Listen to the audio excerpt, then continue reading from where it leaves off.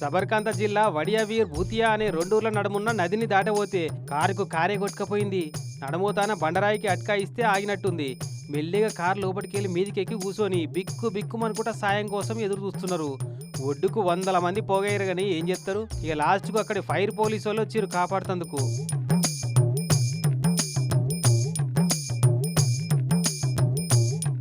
అది అట్లుందా, ఇది చూడు. ఇక